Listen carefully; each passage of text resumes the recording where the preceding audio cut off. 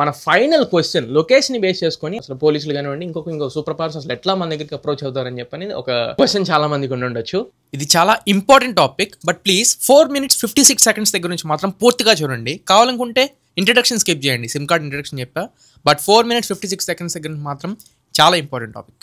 Hi friends, welcome back to the channel. ఈ రోజు మనం ఈ వీడియోలో ఒక కొత్త రీఫ్రెషింగ్ కాంటెంట్ గురించి మాట్లాడుకోబోతున్నాం. మనం రెగ్యులర్ గా యూస్ చేసే మన ఫోన్స్ లో సిమ్ కార్డ్ అసలు ఎలా పనిచేస్తుంది అండ్ మనం ఏదన్నా చిన్న ఇష్యూస్ లో ఇరుక్కుంటే కన్సర్న్ డిపార్ట్మెంట్స్ వాళ్ళు లొకేషన్ వెతుక్కుంటూ మన దగ్గరకు వచ్చేస్తూ ఉంటారు. అసలు అది ఎలా పాసిబుల్ అవుతుంది? సిమ్ కార్డ్ ఎప్పుడు పుట్టింది? ఫస్ట్ సిమ్ కార్డ్ 96 లో ఏటీఎం కార్డ్ అంత సైజ్ ఉండేది. అది మెల్లగా mini SIM, micro SIM, nano SIM లాగా ఇప్పుడు దాకా వచ్చింది. అది ఎలా ట్రావెల్ అయింది అండ్ సిమ్ కార్డ్ ఫోన్ లో వేయంగానే అసలు ఎలా యాక్టివేట్ అవుతుంది? దగ్గరలో ఉన్న నెట్వర్క్ ఆపరేటర్స్ గురించి, ఆపరేటర్స్ మన ఫోన్ ని బేస్ చేసుకుని వాళ్ళు చేసే అథెంటికేషన్ గురించి, బ్యాక్గ్రౌండ్ టెక్నాలజీ అండ్ మన సిమ్ కు ఉండే మనకు తెలియని కేపబిలిటీస్ అన్నింటినీ ఈ వీడియోలో మనం మాట్లాడుకుందాం. లెట్స్ సెకండ్ వీడియో స్టార్ట్ చేద్దాం. Let's get started. కానీ చెప్తున్నా, ఈ వీడియోలో కొంచెం నాలెడ్జ్ ఎక్కువ ఉండిద్ది, ఇమేజ్ కొంచెం తక్కువ ఉంటాయి. క్లియర్ గా అర్థమయ్యేలా చెప్తా. మీకు ఒకవేళ ఎక్కలేదు అనుకోండి, ఒక 10 seconds వెనక్కి రండి, ఈజీగా అర్థమవుతుంది. అండ్ ఇలాంటి టాపిక్స్ మాక్సిమం మీరు చూడొచ్చు, చూడకపోవచ్చు, బట్ మన ఛానల్లో మాత్రం ఖచ్చితంగా పడుతూనే ఉంటాయి. నెక్స్ట్ ఎటువంటి కాన్సెప్చువల్ వీడియో కావాలనేది కింద కమెంట్ సెక్షన్ లో కమెంట్ చేయండి. నేను ఖచ్చితంగా దాన్ని పిక్ చేసుకుని వీడియో చేస్తా, ట్రై చేస్తా. బట్ కొత్తగా వచ్చిన ఛానల్ సబ్స్క్రైబ్ అవ్వండి చాలు. ఇంకా సోదతో సినిమాలోకి వెళ్ళిపోదాం. ఫస్ట్ సిమ్ కార్డ్ మీనింగ్ మీరు తెలుసుకోవాలి. నేను ఇప్పుడు ఈ సిమ్ వాడుతున్నా, చేతులు పట్టుకోవడానికి కూడా లేకుండా. SIM సబ్స్క్రైబర్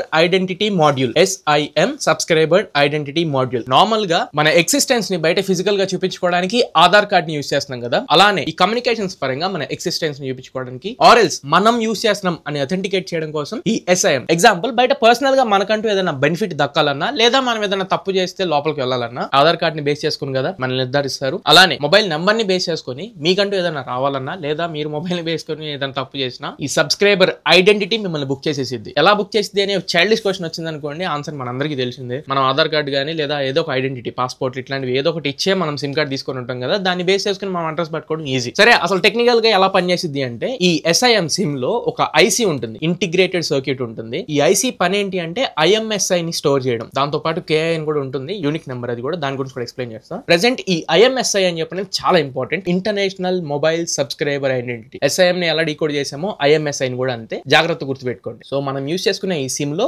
IC ఉంటుంది, అది కొంత ఇన్ఫర్మేషన్ స్టోర్ చేస్తుంది. దాంతో పాటు అడిషనల్ స్టోరేజ్ కూడా మనకు ఉండిద్ది. అది స్టార్టింగ్ ఫ్రమ్ 8 KB నుంచి 256 KB వరకు స్టోర్ చేయగలుగుతుంది. కొంతమంది తెలిసే ఉంటుంది, పాత ఫోన్స్ యూస్ చేసేటప్పుడు కాంటాక్ట్స్ మనం సిమ్ లో సేవ్ చేసుకునే వాళ్ళం. 8 KB దగ్గర నుంచి 256 KB depending upon operator storage మారిపోయేది. మాక్సిమం మనం 250 కాంటాక్ట్స్ సేవ్ చేసుకునే వాళ్ళం ఇంతకు ముందు. ఇప్పుడు అందరం మొబైల్ ఫోన్ లో సేవ్ చేసేసుకుంటున్నాం, ఫోన్ స్టోరేజ్ లోనే. అది మళ్ళీ iCloud లోకి అట్లా ఇట్లా బ్యాకప్ అయిపోతున్నాయి. బట్ మీకు తెలుసా, మన సిమ్ కార్డ్ కూడా పిన్ పెట్టుకొని మనం ప్రొటెక్ట్ చేసుకోవచ్చు. మనం కొత్త ఫోన్ లోకి వేసిన తర్వాత పిన్ నొక్కితేనే దానికి ఆథరైజేషన్ అయ్యి ఆపరేటర్ ద్వారా సిగ్నల్ వచ్చేలాగా పిన్ సెట్ చేసుకోవచ్చు. ఒకవేళ పిన్ మర్చిపోయాం అనుకోండి, బిస్కెట్ మళ్ళీ కొత్తగా వెళ్ళి ఆపరేటర్ దగ్గర కొంత ప్రొసీజర్ ఉండేది, ఆ తత్వం అంతా ఉండేది. సో పిన్ అనేది కూడా ఒకటి పెట్టుకోవచ్చు, బట్ దాని గురించి నేను ఎక్కువ డీటెయిల్ గా వీడియోలో చెప్పట్లా, అదొక ఆప్షన్ ఉంటుంది. రెండోది, సిమ్ కార్డ్స్ లో GSM అండ్ CDMA 2 రకాల సిమ్ కార్డ్స్ ఉంటాయి. ఇండియాలో ఇప్పుడు టెక్నాలజీ బాగా పెరిగిపోయి అందరం 5G లో పడిపోయాం కాబట్టి GSM ఎక్కువ యూస్ చేస్తున్నాం. GSM అంటే గ్లోబల్ గా యూస్ చేసుకునే సిమ్ కార్డ్, అంటే ఇంటర్నేషనల్ కాల్స్ లాంటివి కూడా మనం చేసుకోవచ్చు, రీజనల్ బేస్ చేసుకుని మాత్రమే కాదు. CDMA అంటే కోడ్ డివిజనల్ సిమ్ కార్డ్. ఇది అంటే కొన్ని రీజియన్ డివిజన్స్ వరకు మాత్రమే పనిచేస్తుంది, బయటకు వెళ్తే ఆ సిమ్ కార్డ్స్ మీకు నెట్వర్క్ ఉండదు. GSM సిమ్ కార్డ్ అనుకోండి, ఎక్కడెక్కడైతే అదర్ కంట్రీస్ లో కూడా ఈ ఆపరేటర్స్ ఉంటారో అక్కడ మీరు కొత్త కార్డు తీసుకోకుండా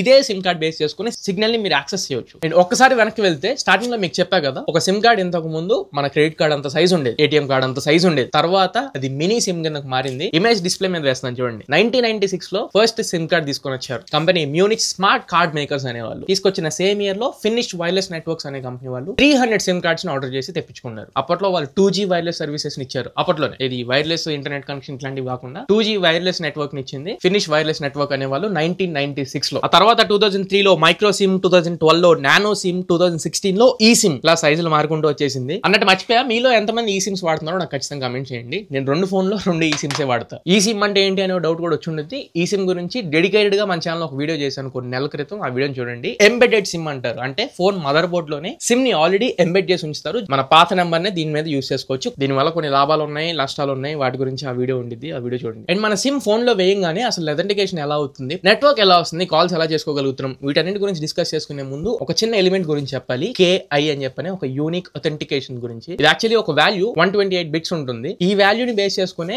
మన పర్సనల్ అథెంటికేషన్ అనేది జరుగుతుంది. కొంతమంది టెర్రరిస్టులు అంటూ ఉంటారు కదా, సిమ్ కార్డ్ లో నుంచి ఎక్స్ట్రాక్ట్ చేస్తారు ఒక వాల్యూని, దాన్ని బేస్ చేసుకుని చేసుకుని డూప్లికేట్ సిమ్స్ తయారు చేస్తూ ఉంటారు. ఆ వాల్యూ ఇదే కే అని చెప్పిన ఈ 128 బిట్ వాల్యూని బేస్ చేసుకుని డూప్లికేట్ సిమ్స్ తయారు చేస్తూ ఉంటారు. ఇప్పుడు మీరు ప్రాసెస్ తెలుసుకోవాలి. ఫస్ట్లీ ఒక సిమ్ తీసుకుని మనం ఫోన్ లో వేయంగానే సిమ్ కార్డ్ మొబైల్ ఫోన్ తో కమ్యూనికేట్ చేస్తుంది. ఏపీఐ టూల్ కిట్ ఇంటిగ్రేషన్స్ ఉంటాయి. సిమ్ కార్డ్ ఫోన్ లో వేయంగానే ఫోన్ తో కమ్యూనికేట్ చేసుకుని ఆ సిమ్ టూల్ కిట్ ఆపరేటర్ తో మాట్లాడింది అండ్ ఫోన్ కంప్లీట్లీ కోఆపరేట్ చేసింది సిమ్ కార్డ్స్ కి. SIM card tool kit APIs తో ఫోన్ తో కమ్యూనికేట్ చేస్తుంది అండ్ ఫోన్ కి సంబంధించిన యూనిక్ అథెంటికేషన్ కోడ్స్ అన్ని కూడా ఆపరేటర్ కి వెళ్తాయి. అంటే ఇన్ఫర్మేషన్ మొత్తాన్ని ఆపరేటర్ కి పాస్ చేసి అథెంటికేషన్ కోసం రిక్వెస్ట్ అడుగుతుంది. బాబు కొద్దిగా దీంట్లో నెంబర్ యాక్టివేట్ చేద్దాం అనుకుంటున్నా, నెట్వర్క్ ఇద్దాం అనుకుంటున్నాను, కొద్దిగా యాక్సెస్ ని అథెంటికేట్ చేసి అప్రూవ్ చెయ్యి అని చెప్పని ఆపరేటర్ కి ఇన్ఫర్మేషన్ పాస్ అవుతుంది. ఆపరేటర్ అంటే ఎవడు కొత్తగా వచ్చింది బాబాయ్ అనుకోకండి. జియో, ఎయిర్టెల్, విఐ, ఇంతకు ముందు టాటా డోకోమో, రిలయన్స్ ఇవన్నీ కూడా ఆపరేటర్స్ కిందకి వస్తాయి. సో ఈ రిక్వెస్ట్ ని బేస్ చేసుకుని ఆపరేటర్ ఎప్పుడైతే రెస్పాండ్ అవుతాడో అప్పుడు మొబైల్ ఫోన్ సిమ్ కార్డ్ కి ఒక పిన్ ఇస్తుంది. ఆ పిన్ ఆపరేటర్ కి వెళ్ళగానే మన మొబైల్ ఇన్ఫర్మేషన్ మొత్తం కూడా ఆపరేటర్ దగ్గరికి వెళ్ళిద్ది. తద్వారా ఆపరేటర్ నేను ఇందాక చెప్పిన 128 బిట్ వాల్యూ ఉంది కదా, దాన్ని బేస్ చేసుకుని మన పర్సనల్ ఐడెంటిటీ అథెంటికేషన్ చేసుకుని ఏంటి ఇదంతా చేస్తే పెద్ద ప్రాసెస్ ఏం పెట్టింది అనుకోమాకండి. ఇదంతా ఆటోమేటెడ్ ప్రాసెస్. అంటే ఏ మనిషి కూడా ఇక్కడ కూర్చోడు, అంతా automated systems with in seconds లో, ఇన్ఫాక్ట్ మిల్లీ సెకండ్స్ లో జరిగిపోయింది. సిమ్ వేయంగానే వెంటనే మీకు ఫోన్ లో పొలాలు వచ్చేస్తున్నాయి అంటే ఇంత ఆటోమేటెడ్ ప్రాసెస్ ఉంది కాబట్టి. సరే మనం డైవర్ట్ అవ్వకుండా పాయింట్ మాట్లాడితే మన మొబైల్ ఇన్ఫర్మేషన్ మొత్తాన్ని ఆపరేటర్ దగ్గరికి వెళ్ళిద్ది. వాళ్ళు కేఐ వాల్యూని బేస్ చేసుకుని అథెంటికేట్ చేసుకుంటారు.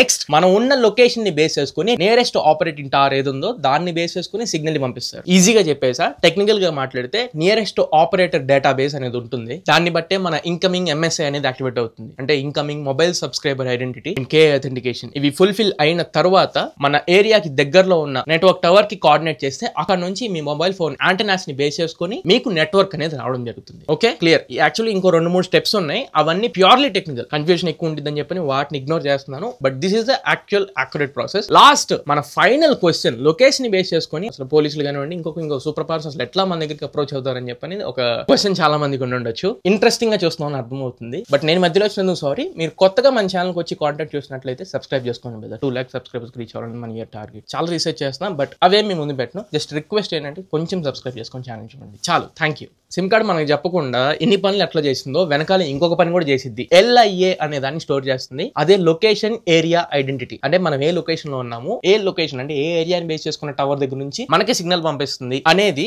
LIA రూపంలో మన సిమ్ కార్డే స్టోర్ చేసి పెట్టిద్ది. అది ఆపరేటర్ కి ఎప్పటికప్పుడు రీచ్ అవుతూ ఉంటుంది. మీరు ఒకవేళ ఏరియా చేంజ్ చేయాలనుకోండి, ఎగ్జాంపుల్ ఈ స్టేట్ నుండి ఇంకొక స్టేట్ కి వెళ్ళారనుకోండి, అక్కడ LIA డిఫరెంట్ ఉండిద్ది కాబట్టి ఆపరేటర్ కి వెళ్ళిన ఇన్ఫర్మేషన్ ప్రకారం అక్కడ LIA తో కోఆర్డినేట్ చేసి నెట్వర్క్ ని మన ఫోన్ కి వదులుతారు. మెసేజ్లు వస్తాయిగా, welcome to Andhra Pradesh, welcome to Madhya Pradesh, welcome to Telangana అని చెప్పి. ఇట్లానే ఈ LIని బేస్ చేసుకుని మనం మన ఏరియాని చేంజ్ చేయం, మన రీజియన్ ని చేంజ్ చేయమని చెప్పి మెసేజ్ పంపుతూ ఉంటారు. అండ్ అది వాళ్ళకి ఇంకొక అడ్వాంటేజ్ కూడా. రోమింగ్ లో చేస్తూ ఉంటారు కదా, సపరేట్ గా మనం పే చేసుకోవాల్సి ఉంటుంది. అలానే దేశాలు మారినప్పుడు కూడా ఈ టెక్నాలజీని వాళ్ళకి ఉపయోగపడుతూ ఉంటుంది. లొకేషన్ ఏరియా ఐడెంటిటీ LIని బేస్ చేసుకుని. యాక్చువల్లీ ఈ ఆపరేటర్ నెట్వర్క్స్ అన్ని కూడా ఒక్కొక్క లొకేషన్ ని ఒక్కొక్క డివిజన్ ని బేస్ చేసుకుని యూనిక్ గా వేరు ఉంటాయి. ఐ మీన్ ఈచ్ ఆఫ్ LIకి యూనిక్ ఐడెంటిఫికేషన్ నెంబర్స్ ఉంటాయి. వాటిని బేస్ చేసుకుని ఆ పర్టికులర్ ఏరియా కోడ్ అనేది వచ్చేసింది. ఇప్పుడు డిపార్ట్మెంట్ వాళ్ళకు కూడా ఈ ఇన్ఫర్మేషన్ ఆపరేటర్ ని అప్రోచ్ అవుతారు పోలీస్ వాళ్ళు. ఆపరేటర్ వీళ్ళకి మన కథా కార్ఖానా మన ఫోన్ లోనే ఉండిద్ది కాబట్టి ఎవరు అంతా వాళ్ళు వెంటనే డిపార్ట్మెంట్ కి షేర్ చేసేస్తారు. ఎందుకంటే లాస్ అన్ని కూడా వాళ్ళకి షేర్ చేయమని చెప్తున్నాయి. ఆపరేటర్ అనే వాళ్ళు మన ఇన్ఫర్మేషన్ ని షేర్ చేయొచ్చు, ఈవెన్ అది సెన్సిటివ్ ఇన్ఫర్మేషన్ అయినా కానీ. రెండోది అంటే ఇల్లు ఎత్తుక్కొని ఇంటి దగ్గరకు వచ్చేసి అంత సినిమా ఉండిద్దా అంటే ఉండిద్ది. ఎప్పుడైతే మనం మొబైల్ నెట్వర్క్స్ ని యూస్ చేస్తాం అంటే 3G 4G 5Gలు హై యాక్యురసీ ఉండిద్ది. అంటే మరీ వచ్చేసి కాలింగ్ బెల్ డోర్ కొట్టే అంత యాక్యురసీ ఉండదు కానీ ఇన్ని హండ్రెడ్స్ ఆఫ్ మీటర్స్ దగ్గర వరకు మిమ్మల్ని అప్రోచ్ అవ్వచ్చు. బట్ ఒక పర్టికులర్ ఏరియా మాత్రం ఈజీగా వచ్చేసింది. అంటే ఆ లొకేషన్ ఏరియా ఐడెంటిటీని బేస్ చేసుకుని ఏ ఏరియాలో ఉన్నారనేది ఈజీగా పట్టుకోవచ్చు. డిఫికల్ట్, ఇంపాసిబుల్ అయితే కాదు, డిఫికల్ట్ అవుతుంది. మరేంటి నా ఫ్రెండ్ గర్ల్ ఫ్రెండ్ నెంబర్ ఉంది, లొకేషన్ పెట్టుకుని ఇంటికి వెళ్ళిపోతా, లేదా నా హస్బెండ్ వైఫ్ ఉన్నారు, వాళ్ళు ఎక్కడ ఉన్నారో నేను చూద్దాం అనుకుంటున్నాను, నాకు తెలియకుండా వెళ్ళారు, ఇట్లాంటి క్వశ్చన్స్ ఉన్నాయి, దానికి దాని అప్లికేషన్లు ఉన్నాయా, వెబ్సైట్లు ఉన్నాయని చెప్పి నన్ను అడిగితే జీరో. అలాంటి ఏమి ఉండవు. అట్లాంటివి చేశారనుకోండి తొందరగా లోపలికి వెళ్ళి కూర్చునే అవకాశాలు ఉంటాయి. అవి సెన్సిటివ్ ఇన్ఫర్మేషన్స్, ఒక పర్టికులర్ పర్సన్ యొక్క ఇన్ఫర్మేషన్ మనం వాళ్ళకి తెలియకుండా వాళ్ళ ఇంటిమేషన్ లేకుండా బ్రీచ్ చేస్తామంటే సైబర్ లాస్ ప్రకారం మనం ఈజీగా తీసుకొని పోయి లోపల పెట్టేస్తారు. అట్లాంటి పనులు చేయమాకండి. లీగల్ గా ఏదైనా ఇబ్బందులు ఉంటే డిపార్ట్మెంట్ అప్రోచ్ అవ్వండి, వాళ్ళ హెల్ప్ ద్వారా కాంటాక్ట్ అవ్వడానికి ట్రై చేయండి. మనం కొంచెం సొంత వరలు చేసామనుకోండి తొందరగా లోపలికి వెళ్ళిపోండి. సో అలాంటి వెబ్సైట్లు అప్లికేషన్స్ అయితే లేవు. ఒకవేళ ఉన్నా కానీ డబ్బులు కట్టండి అవి ఇవి అన్నా కానీ మీరు డబ్బులు పోగొట్టుకోవడం తప్ప ఏవి యాక్యురేట్ గా పనిచేయవు. ఎందుకంటే ఆపరేటర్స్ అనే వాళ్ళు ఎవరికి సపోర్ట్ చేయరు అంటిల్ అండ్ అన్లెస్ డిపార్ట్మెంట్ వాళ్ళు ఆర్డర్స్ తో ఇస్తే తప్ప. ఓకేనా? మరి ఇది ఇవాళ ఇన్ఫర్మేషన్. ఈ వీడియో మీకు నచ్చింది అనుకుంటున్నాను, ఖచ్చితంగా ఉపయోగపడింది అనుకుంటున్నా. వీడియో నచ్చినట్లయితే లైక్ చేయండి, మీ ఫ్రెండ్స్ అండ్ ఫ్యామిలీ మెంబర్స్ కి షేర్ చేయండి. నెక్స్ట్ ఎటువంటి మంచి టాపిక్ తో మీ ముందుకు రావాలని ఖచ్చితంగా కింద కమెంట్ సెక్షన్ లో కమెంట్ చేయండి. ఇఫ్ ఇట్ ఇస్ ఇంట్రెస్టింగ్ నేను ఖచ్చితంగా దాన్ని పిక్ చేసి నోట్ చేసుకుంటా. మళ్ళీ ఇంకొక మంచి వీడియోతో మంచి క్వాలిటీ కంటెంట్ తో మీ ముందు తిరిగి వస్తా. Until then this is your Tarun signing off now friends. Jai Hind.